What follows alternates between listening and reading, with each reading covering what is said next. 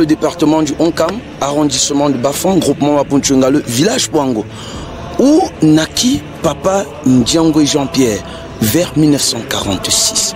Nous sommes retournés sur la terre de ses ancêtres pour remettre ce qui appartient à la terre à la terre.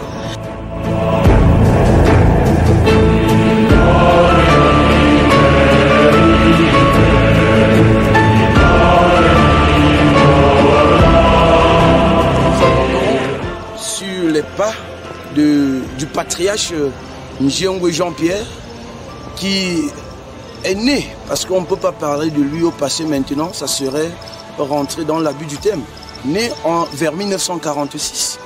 Ici, à Poango, nous sommes sur les têtes Poango et c'est cette route qu'il empruntait à chaque fois pour rentrer dans son domicile. Nous allons sur ses pas, sur ses traces, là où il est né, il y a de cela 79 ans. Et c'est une grosse bénédiction aujourd'hui pour les générations actuelles et pour les générations futures d'avoir connu un patriarche de haut vol, un patriarche de son rang, un patriarche plein de ressources humaines, un patriarche sage, un patriarche qui était, n'est-ce pas, au service de l'humanité. Et nous nous rendons comme ça sur ces traces. Merci.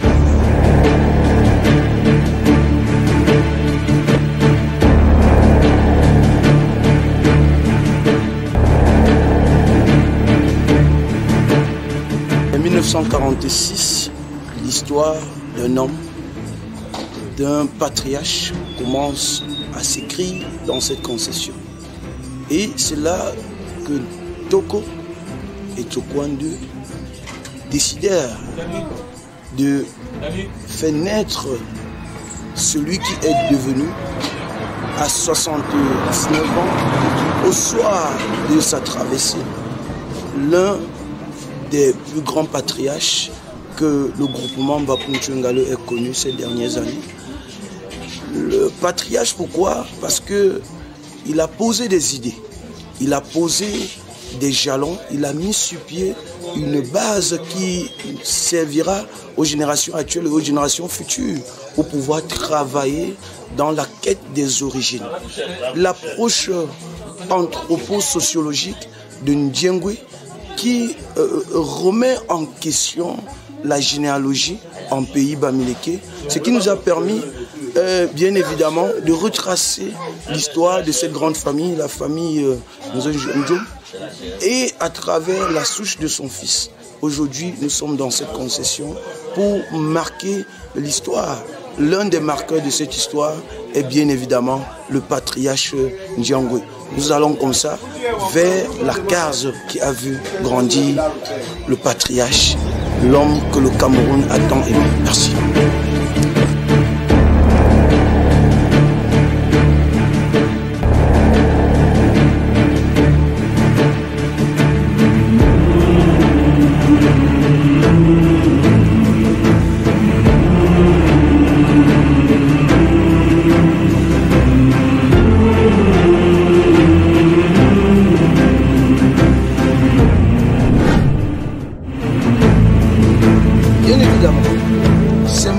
Ne sont pas pour punir les enfants, mais ça marque l'inscription de l'activité sportive en pays bamileke, parce que vous allez remarquer que nous sommes dans des vallées et c'est dans des vallées qu'il y a la culture de la bonne chose, la culture du bien-être, la culture des bonnes valeurs. Donc on entame des marches pour aller vers la case des ancêtres. Et c'est un élément qui raffine le corps, c'est un élément qui raffine l'esprit. Donc chaque matin, à cette époque, l'enfant se levait et il entamait des marches pour aller dire bonjour à ses ancêtres. Pour dire bonjour, me voici, votre fils tel. Je suis venu pour vous saluer et pour prendre la bénédiction. Et il repartait à l'école. Et c'est comme ça que Papa Ndiangwe faisait tous les matins avant d'aller à l'école. Et il a fait ses études ici à Mapunchungale. Et c'est de là qu'il va quitter vers les années 1955 pour aller entamer avec sa formation. Et il deviendra plus tard infirmier au niveau de l'hôpital à l'UTM de Bafang. Et il partira de là, bien évidemment, pour s'installer à Yaoundé parce qu'il avait eu son concours d'entrée dans l'armée et il deviendra militaire de la République du Cameroun. Nous allons suivre comme ça les traces de Papa Ndiangwe Jean-Pierre pour aller dire bonjour aux ancêtres comme à cette époque, vers les années 1946.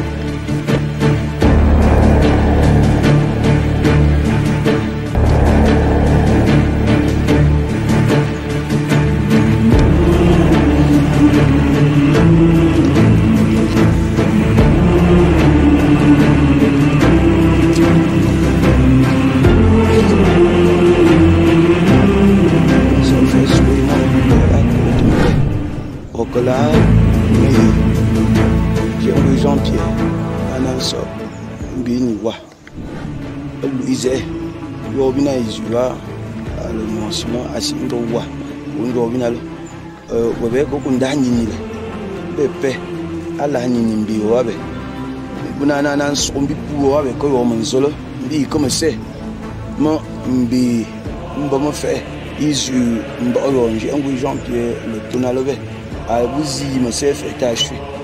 Bon ben bi maman pays amboba ben bolo mo chu mo so mon di ando bolo mon go nte enjoy mon bi ndi ona ko pu te me ndi ona ko pu ko to se mboy ko yan jimo mon so lo ntu o mon jimbi bu ngu lu ko wole ula nte enjoy na ngel mon bi ngel bunje ndana so si fambo dia bu fambo ya bu na busi le mo nte enjoy mo ko be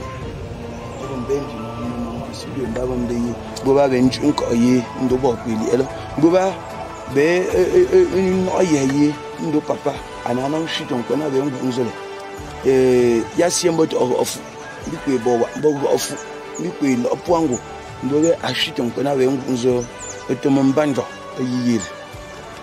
Ici c'est la case des ancêtres. Si vous voyez la texture, la forme des briques, la forme de la construction, on va se rendre compte que c'est une forme architecturale qui date de plus de 100 ans. Et c'est dans cette case que repose l'ensemble des ancêtres de cette concession. Le PMM de Papa Ndiangwe Ndouko Jean-Pierre, au nom de Papa Toko et Maman Tokwande, repose dans cette case. Donc, en pays bamileke, lorsqu'on remet à la terre ce qui est à la terre, après on retire le crâne, on vient déposer dans cette case pour qu'à chaque fois les enfants reviennent pour entrer en communion avec leurs ancêtres. Donc, nous sommes revenus sur les pas.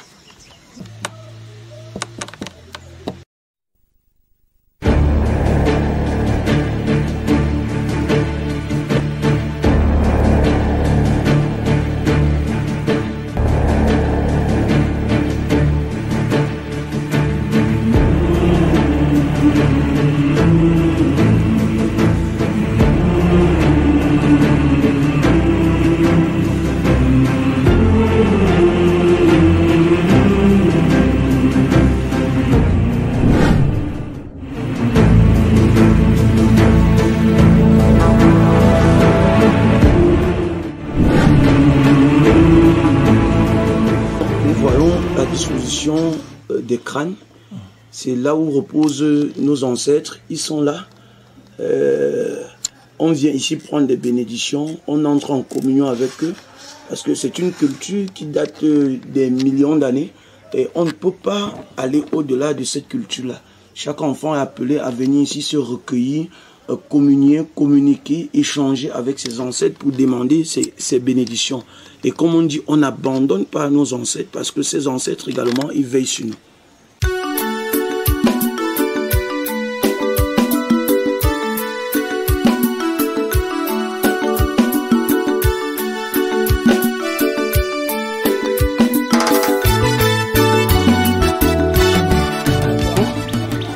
Où allons-nous?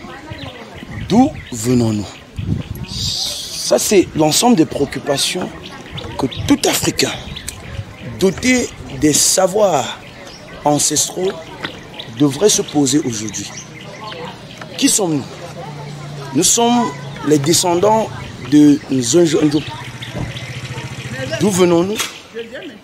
Nous sommes ici à Poingo, dans la concession de Nzonjo Ndjo, d'où le père de Papa Ndjongwe, Jean-Pierre, naquit il y a de cela peut-être 2 siècles avant nous. Et chaque fois, Papa Ndjongwe Jean-Pierre revenait sur les traces de son papa dans la concession de son grand-père pour s'imprégner des valeurs culturelles riches en sonorité, riches de tout ce qu'on peut avoir. Et c'était l'ensemble de ses préoccupations. Et il a dressé l'arbre généalogique de cette famille. C'est une bénédiction. Parce qu'aujourd'hui, il y a des personnes qui se questionnent sur leur identité. Mais Papa Ndjongwe Jean-Pierre, le patriarche, a mis sur pied une base de données fondamentale, scientifique, qui servira aux prochaines générations, aux générations actuelles. Nous allons vers la case des ancêtres, d'où reposent ses grands-parents.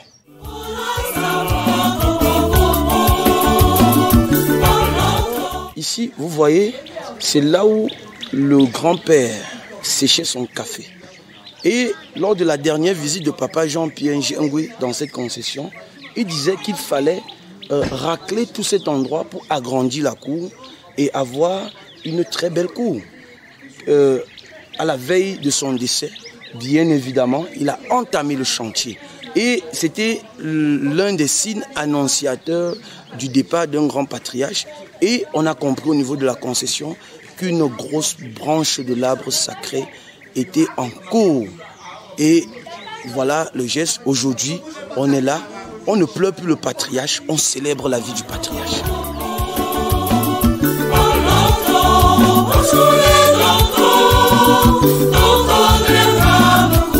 Sur les pas de Ndjongwe Toko Jean-Pierre. Ici, c'est la concession de Nzonjo Ndjo. Alors, on peut voir directement les restes des fougères. Et en pays Bamileke, on retrouve ces fougères uniquement dans les concessions de grands notables. Et ça symbolise d'abord le pouvoir ancestral que porte le représentant de la famille. On se dirige bien évidemment sur ce pas. On va se poser la question de savoir pourquoi cette case est moins vieille que la case du fils de l'autre côté. Mais il faudrait comprendre qu'il y a eu des mutations.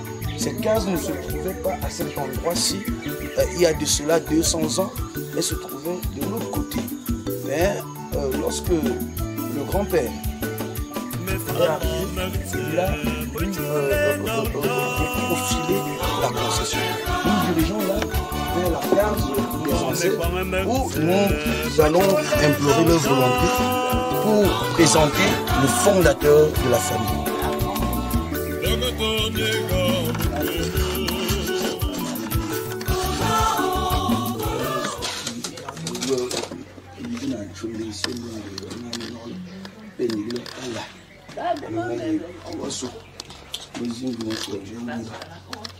Alors ici, nous sommes dans la case des ancêtres.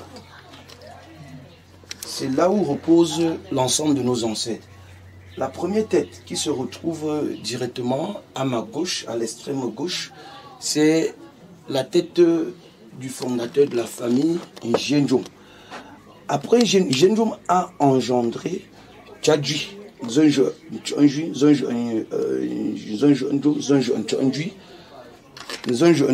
on a Nzonjo Ndjongwe. Lorsque Nzonjo Ndjongwe traversa, il a laissé son fils Nzonjo Punkwe Emmanuel, qui est le chef de famille aujourd'hui. Et dans l'ordre coutumier, c'est Nzonjo Ndjo qui a engendré le père de Papa Ndjongwe Jean-Pierre. Et Ndjongwe Jean-Pierre, si on rentre dans l'histoire, est l'homonyme de Nzonjo Ndjongwe. Parce qu'à l'époque, on avait le devoir de donner le nom de son père à son fils. Et c'est comme ça que, vers 1946, lorsque le tout petit enfant naquit, on a dit il doit porter le nom Njiengwe en honneur de son grand-père, Njiengwe. C'est pour ces raisons que dans notre famille, ce nom est très populaire. Et tous ceux-là qui portent le nom de Njiengwe sont des personnes très intelligentes, sont des personnes très sages. Et la preuve en est, ceux qui ont connu Papa Njiengwe Jean-Pierre savent quelle était sa plume scientifique, quel était son raisonnement, quel était l'argument qu'il pouvait poser dans des débats et comment est-ce qu'il pouvait se comporter. Et c'est l'ensemble de ces valeurs qui se résument ici aujourd'hui dans cette classe des ancêtres. On voit, il y a plusieurs crânes là, nos mamans, nos frères qui ont entamé leur traversée, puisque dans la culture bamileke, on ne parle pas de la mort, on parle de la traversée. Parce que après, lorsque un homme naît, il doit grandir et entamer sa traversée pour se réincarner et revenir. Moi-même qui est là devant vous aujourd'hui, je suis une réincarnation de quelqu'un. Et parfois on me dit, mais tu ressembles à tel, tu ressembles à tel. Et c'est ça les vraies réalités, ce qui nous lie en pays bamileke. C'est notre patriarche qui reste dans la famille. Et il reste le seul qui est encore là vivant. Il incarne aujourd'hui ce qu'on appelle la lignée des Njonjo. Parce qu'il est le fils aîné et il ressemble textuellement. Quand on va rentrer sur la photo là tout à l'heure, vous allez constater qu'il est l'image. Parce que notre grand-père, il était brun et très mignon à l'époque. Hein, et c'est pour ces raisons qu'il a également eu de très belles femmes avec qui il a engendré beaucoup d'enfants. Voici le grand-père Njonjo, le voici également là. L'homonyme de Papa Njiengwe Jean-Pierre. Donc, c'est son nom que porte Njiengwe Jean-Pierre. C'est le lieu sacré des petits-fils issus des filles de la famille. Dans cette concession, il y en a plusieurs. Il y a pour les enfants garçons de la famille. Mais ici, ça, c'est le lieu sacré des enfants issus des filles. Ça, c'est le lieu sacré des enfants issus des filles qui sont nées dans cette concession. En pays bamileke, dans chaque concession des grands notables, il y en a plusieurs. Il y a le lieu sacré des enfants garçons qui sont nés de la famille. Il y a le lieu sacré des enfants filles. Il y a le lieu sacré des petits-fils qui sont nés des filles de la famille. Parce que les garçons, en fait, assurent la continuité dans la concession, contrairement aux filles qui assurent la continuité dans d'autres concessions. Donc c'est pour ces raisons qu'il y a un lieu sacré où ils ont des liens intrinsèques avec leurs ancêtres. Ce qui fait qu'à chaque fois, on est appelé à revenir dans la concession de son grand-père maternel. Moi qui vous parle aujourd'hui, je suis petit-fils. Ma maman vient de cette concession, donc à chaque fois, quand je veux communier avec mes ancêtres, je reviens et je vais au niveau de ce lieu sacré, j'entre en communion avec l'ensemble des petits-fils issus des filles de cette concession. On communie là-bas et c'est très beau. Voilà, qu'on voit à plus de 200 ans. Et c'est l'un des rares bâtiments dans le groupement Bapunchungale en général qui date de cette année. Et c'est une fierté pour nous. On pouvait même l'inscrire déjà au niveau du patrimoine camerounais. Pourquoi pas au niveau du patrimoine culturel de l'UNESCO? Parce que c'est une source d'histoire. Et chaque fois qu'on revient là, on a l'impression qu'on est en train de rentrer toujours en communion avec l'histoire. On voit dans les concessions en pays bamileke et particulièrement chez les Points. Lorsqu'on arrive, on retrouve l'aloe vera qui a des vertus thérapeutiques.